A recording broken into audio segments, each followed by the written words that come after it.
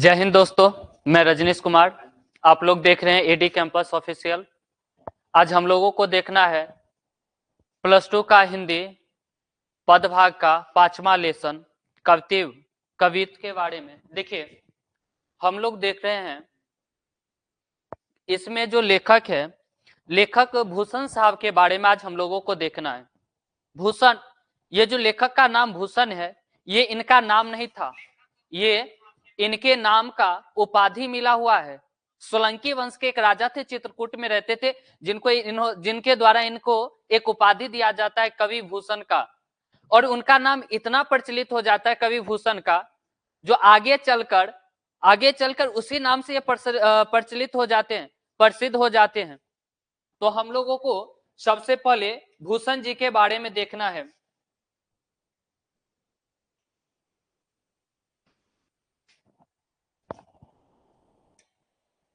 चलिए, तो हम लोगों को देखना है कवि भूषण जी के बारे में, ये क्या कर रहे हैं, इनका जो जीवनी है, इनका जो जीवन परिचय है, सबसे पहले हम लोग देखते हैं कवि भूषण साहब के बारे में।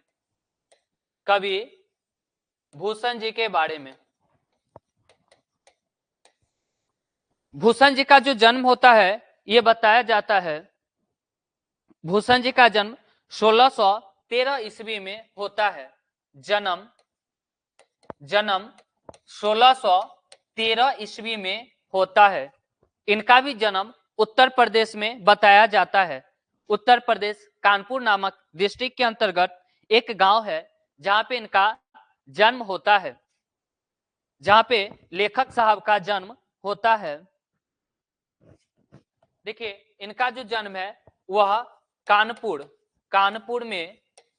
कानपुर उत्तर प्रदेश में इनका जन्म होता है। और इनको जो भूषण की उपाधि है दोस्तों, भूषण की उपाधि चित्रकूट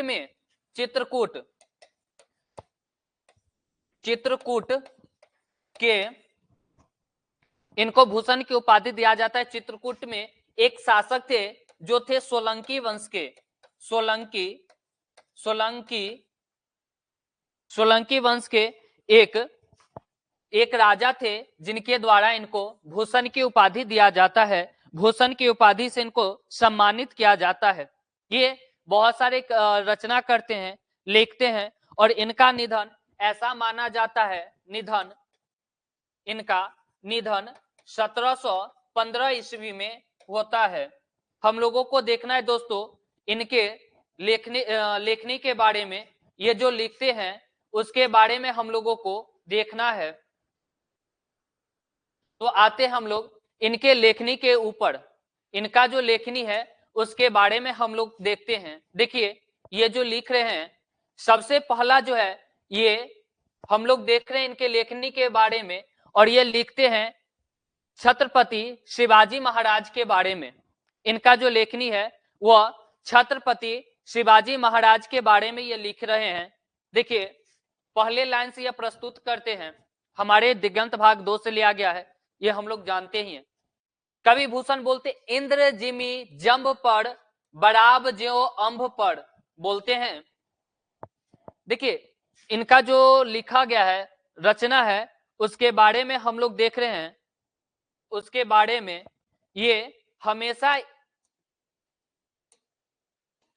ये लिखते हैं शिवाजी महाराज। देखिए, ये छत्रपति शिवाजी, आप जाइएगा मराठा क्षेत्र, आप लोग जानते हैं इतिहास में एक शासक था, इतिहास का जो दक्षिण भारत का क्षेत्र था, वहां पे मराठा का शासक चलता था। और मराठा, जिसको बाद में पेशवा, या मराठा को ही पेशवा के नाम से जाना जाता है, और उसी पेशवा में एक हुए हमारे बीच में एक वीर शिरोमणि छत्रपति शिवाजी महाराज।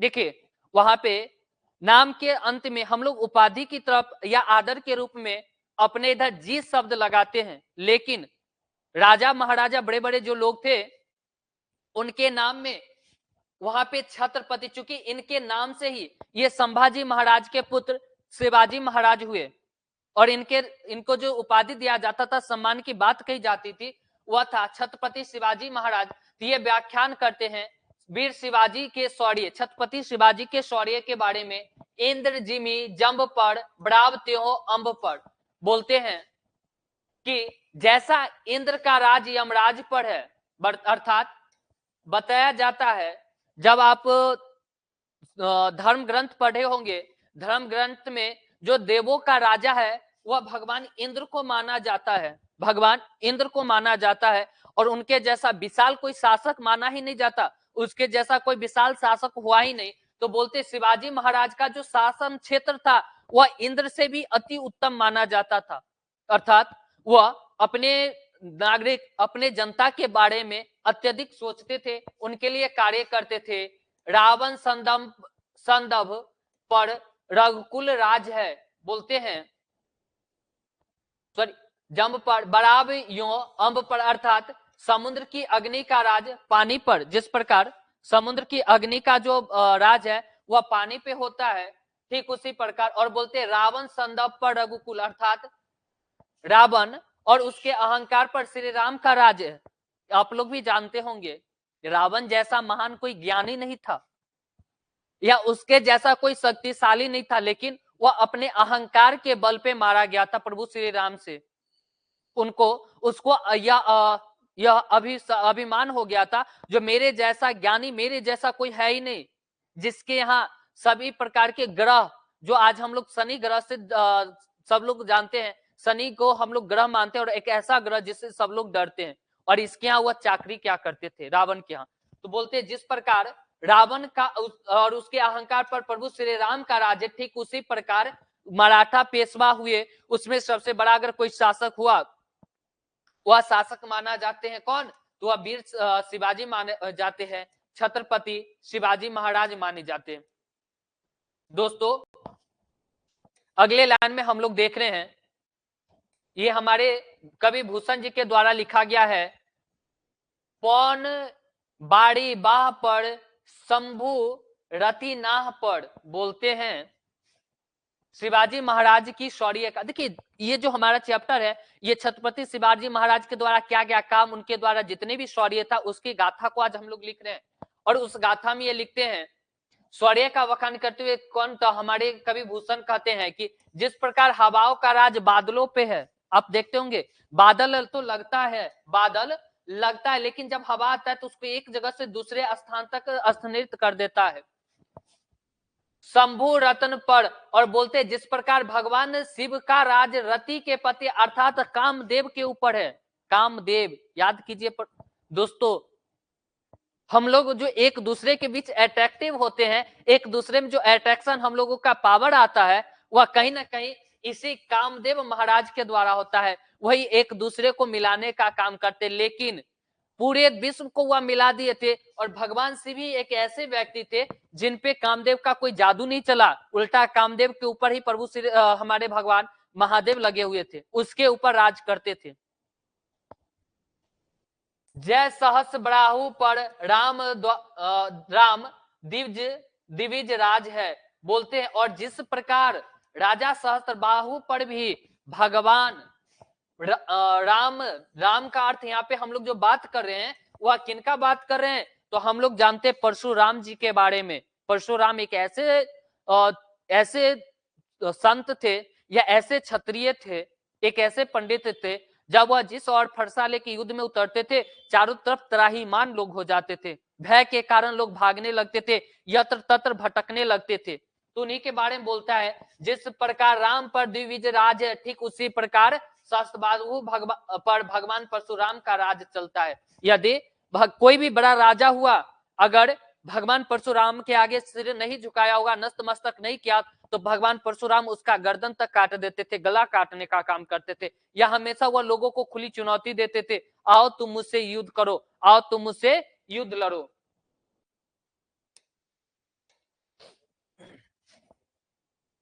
देखिए अगले पंक्ति के माध्यम से क्या कहते हैं कवि भूषण साहब, बोलते हैं दावा द्रुम दंड पर चिता मृग, बोलते हैं जिस प्रकार शिवाजी, बोलते हैं जिस प्रकार जंगल पे, अगर जंगल पे आग देखते होंगे, जंगल घना है लेकिन आग उसको जलाने का काम करता है। दावा द्रुम दंड पर, बोलता है दावा अर्थात अग्नि, अग्नि का जो राज है वह जंगल पे होता है। चिता का राज किस पे? तो हरिण का, मृग का झुंड पे, हिरण के झुंड पे होता है।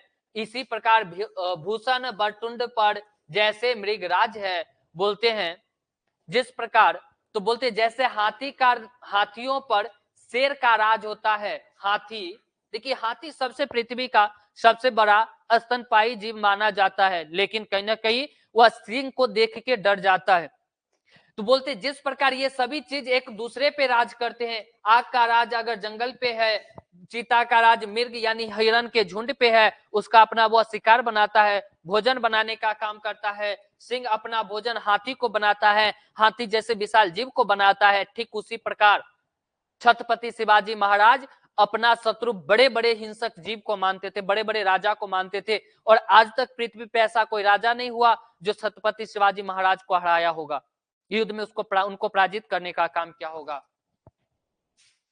तो उनकी जो तुलना कवि भूषण साहब करते हैं छत्रपति शिवाजी महाराज का आग से, तो शेर से, चीता से, जिस प्रकार इनके भय से पूरा जंगल कांप उठता है, ठीक उसी प्रकार उनका छत्रपति शिवाजी महाराज के भय से पूरा साम्राज्य कांप उठता था, दुश्मन कांप उठता था।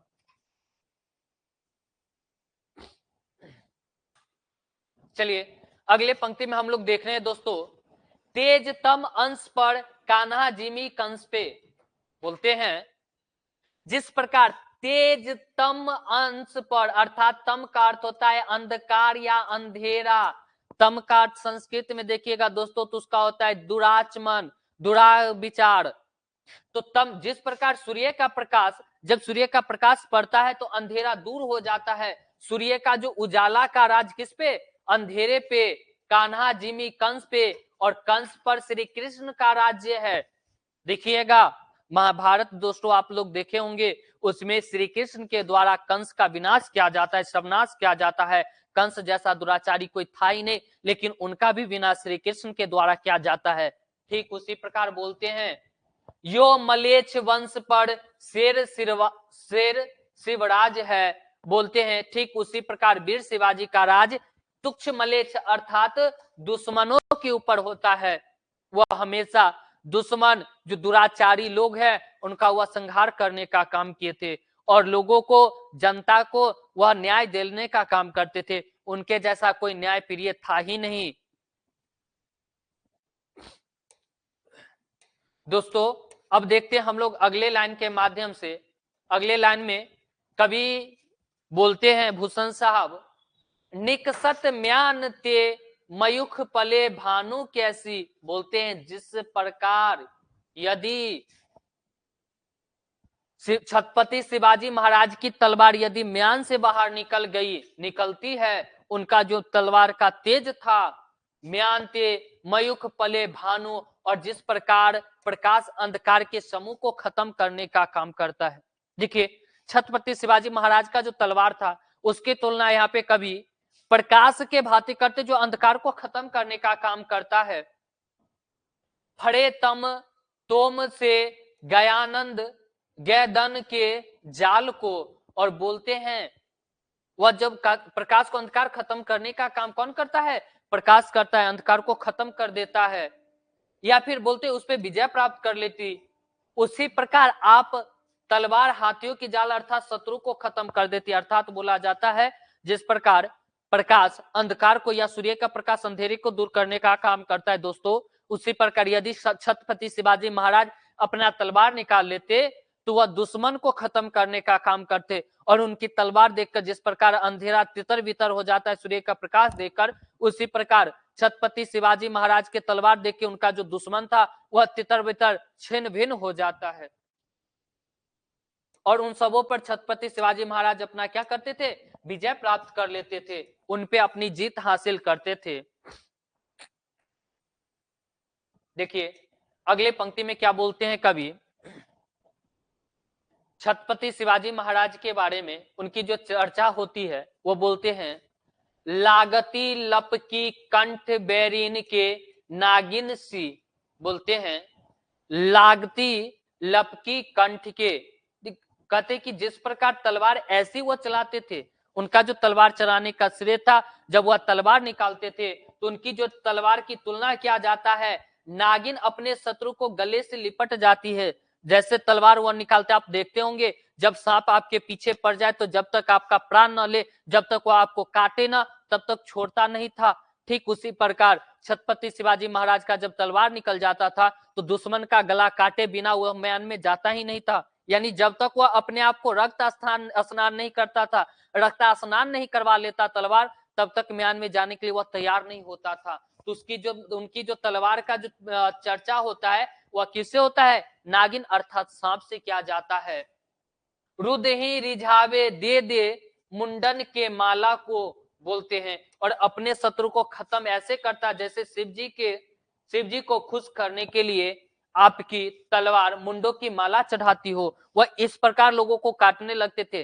देखिए, जीवन में वैराग्य सबसे बड़ा कोई वैरागी है तो अब महादेव भगवान शिव हैं, भगवान महादेव हैं। इनके जैसा कोई वैरागी हुआ नहीं, इनके जैसा कोई अघोरी हुआ नहीं जो शमशान में वास करते हैं। जहां जाने के लिए हम आप डरते हैं, वहां पे ये वास करते, जहां इनका निवास है, चिता के भस्म से इनका श्रृंगार किया जाता है।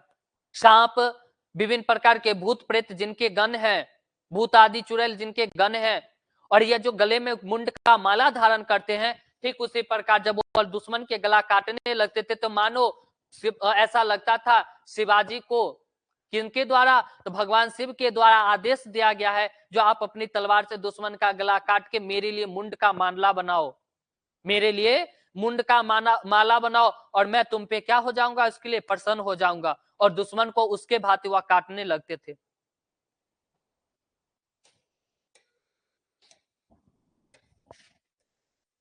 चलिए अगले लाइन में हम लोग देख रहे हैं, अगले लाइन में बोलते हैं कवि भूषण साहब, लाल छितिपाल छत्रसाल महाबाहु बलि कहा लो व्याख्यान करो तेरी करवाल को। बोलते देखिए उनकी वीरता का हर एक जगह हम जो देख रहे हैं वह छत्रपति महाराज जी के वीरता का वर्णन होता है, और बोलते हैं कि महाबली प्यारे राजन छत्रसाल हैं, राजा जो छत्रसाल इनसे बड़ा, सबसे इनका जो प्यारा कोई था तो वह महाबली था। महाबली एक ऐसा दानी था जो यह जानते हुए कि भगवान विष्णु उनको छलने के लिए 52 अवतार लिए, बौना बन के आए, फिर भी वह क्या किए थे? तो वह फिर भी अपना सर्वस्व उनको 3 कदम में 3 पग में वह क्या किए थे? दान करने के लिए तैयार होते थे। पृथ्वी पे 2 सबसे बड़े दानी माने जाते थे, एक सबसे बड़ा दानी कर्ण, और दूसरा जो थे वह महाबली थे। महाबली एक राजा था, दैत्यों का राजा था। तो उनके बारे में यह बोलते हैं, लाल छितिपाल छत्रसाल महाबाहु बलि, महाबाहु यानी बलि के जैसा कोई वीर हुआ ही नहीं, कोई दानी हुआ ही नहीं। कहा लो व्याख्यान करे तेरी करवाल को, बोलते हैं कहां तक आपकी वीरता और प्रलयकाली तलवार की मैं व्याख्यान करूं? हे महाराज छत्रपति शिवाजी महाराज, कहां तक मैं आपकी तलवार या आपकी वीरता का मैं वर्णन करूं?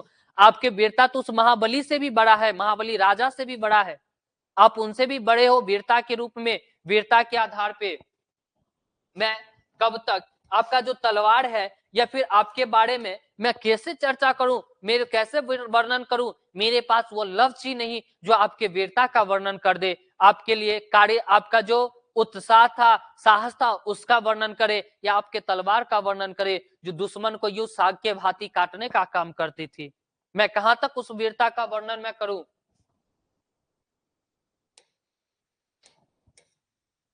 देखिए अगले लाइन में कवि भूषण साहब कहते हैं, प्रति भट्ट कटक कटीले केते काटिक काटिक कालिका सी कलकी कलऊ देती काल को, बोलते हैं वह इस प्रकार काट तलवार, उनका प्रलयकाली जो तलवार था, छत्रपति शिवाजी महाराज का जो तलवार था, वह इस प्रकार शत्रु समूह को सिर काटने का प्रयास करती या काटती थी, जिस प्रकार देवी कालिका के रूप ने रक्त बीज का संहार किया। आप लोग जानते होंगे एक ऐसे राजा, जब आप सप्तशती पाठ का अध्ययन कीजिएगा उसका 8वां या 9वां अध्याय में ऐसा वर्णन है जिसमें रक्त बीज का वध किया जाता है मां काली के रूप में। जब वह अपना तलवार लेती और दुश्मन को काटती थी, रक्त बीज ऐसा दानव था जिसके एक बूंद से 100 सैकड़ों दानव खड़े हो जाते थे, उसके जैसे बन के तैयार हो जाते थे। फिर भी महाकाली ने उसका अंत किया, उसका सर्वनाश किया था। ठीक उसी प्रकार वीर शिवाजी की तुलना महाकाली से किया जाता है। उस रौद्र रूप से क्या जाता है, जिनका तलवार निकला था तो रक्त भी जैसे सुम निसुम सबका वो अब क्या करती थी, बंद कर दी थी। सुम निसुम रक्त भी जैसे महादानव को मारने का काम महाकाली करती है, माँ काली करती है। ठीक उसी प्रकार इनका जो तलवार है वह दुश्मन को काटने का काम करती है। और कलिका कटी कली की केऊ देती काल को बोलता है। और ऐसा लगता है कि माँ काली को प्रसन्न करने के लिए, खुश करने के लिए वह क्या करे, दुश्मन की बलि चढ़ाते हैं। आज आप देखते होंगे दोस्तों, गांव में जब हम पूजा करते तो माँ काली को प्रसन्न करने के लिए बलि अर्पण करते हैं, भोग अर्पण करते हैं। और बलि में आज हम बकरे को बलि देते, बकरे को अर्पण करते हैं। उस समय जब शिवाजी महाराज तलवार चलाना शुरू करते थे तो ऐसा माना जाता था भगवान शिव या माँ काली को, माँ पार्वती, काली जो है माँ पार्वती का ही रूप मानी जाती है। और उनको प्रसन्न करने के लिए शत्रु का सिर काट के उनके समक्ष चढ़ाती है। और बोलते हैं, हे महाकाली, हे माँ काली, आप जिस प्रकार रक्त बीज का संहार की थी, दुष्ट का संहार की थी, उसी प्रकार मैं छत्रपति शिवाजी महाराज अपने दुष्ट, अपने शत्रु का आपके लिए, आपके चरणों में क्या कर रहा हूं, तो उनके सिर को मैं आपके चरणों में समर्पित कर रहा हूं। उनको खुश करने के लिए ऐसा माना जाता था, छत्रपति महाराज जी के द्वारा महाकाली को खुश करने के लिए ऐसा प्रयत्न किया जाता था, ऐसा किया गया था। चलिए, तो आज का क्लास यहीं पे समाप्त होता है। कैसा लगा, लाइक कमेंट में जरूर बताइएगा क्लास कैसा लगा, और लाइक जरूर कीजिएगा। इससे हम लोगों को प्रोत्साहित मिलता है। हमारे चैनल एडी कैंपस को लाइक, शेयर, कमेंट, सब्सक्राइब जरूर कर दीजिएगा। तब आज के लिए बस इतना ही, आज के लिए बस इतना ही। जय हिंद। और मैं आशा करता हूं आप लोग परीक्षा की अच्छे से तैयारी में लगे होंगे। तो आज के लिए बस इतना ही।